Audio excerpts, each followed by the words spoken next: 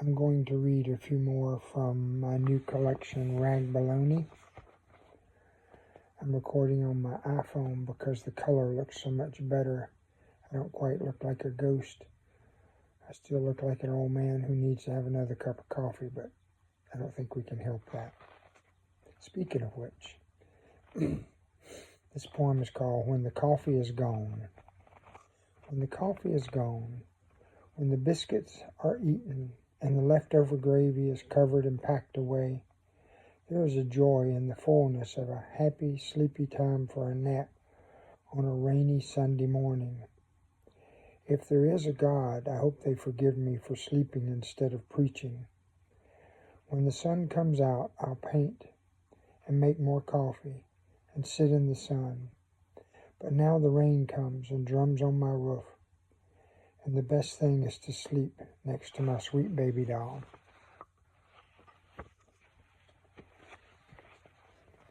The next poem isn't too far from that one. It's called Sunday Gravy.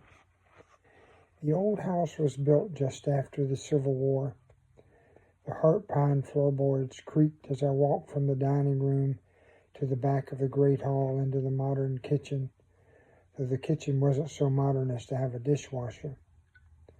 Sunday morning, before we left for church a half-hour away, my daddy put the roast beef in a covered pan and slid it in the oven.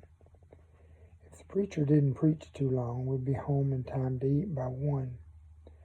Crowder purple hulls and white rice, and Daddy would make gravy in the bottom of the pan while the roast sat on a warm platter. Sometimes there was okra, sometimes there was greens. I always ate seconds and sometimes third, at least until the rice and brown gravy ran out. Then the part we hated. My brother and I got to hand wash all the dishes before we could close our Sunday sleepy eyes. I hardly remember the dishes today, but I remember the gravy like I could taste it.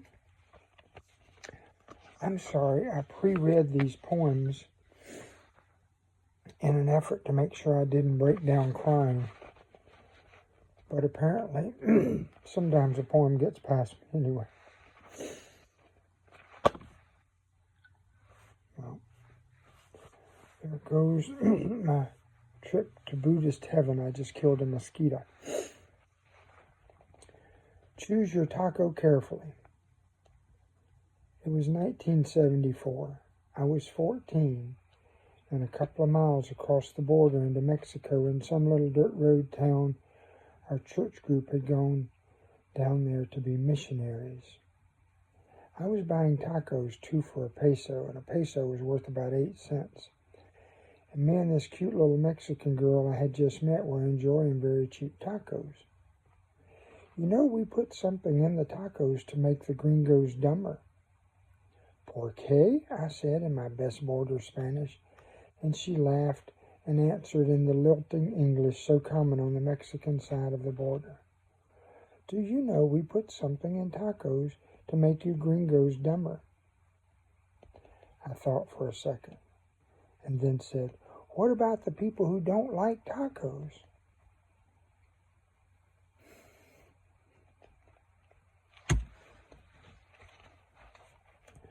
She laughed again and said, I don't know why it's making me cry. It's just funny, it's not sad. She laughed again and said, do you really think? It's the problem of being an old man, you know, you get to where you can't talk. She laughed again and said, do you really think we need to make people dumber? I don't like tacos. I really apologize, people who don't like tacos. We both laughed. And she kissed me. And I thought being dumber might not be so bad. I do apologize, folks. I had no idea I was going to do such a crappy job of reading that. Oh, well, I had Rag Baloney marked again, but I've already read that to you, so there's no need to read it again. It's in another video. The same video, I think, with the girl with the red cap and the swimsuit or whatever. Now I'm going to read you a poem that owes a lot to John Prine and a little bit to Jack Kerouac. I come from Montgomery, a midnight angel, carrying hot dogs and chili from Chris's way downtown. You sit on the beach waiting, knowing the dogs will be cold, but wanting and eating them anyway.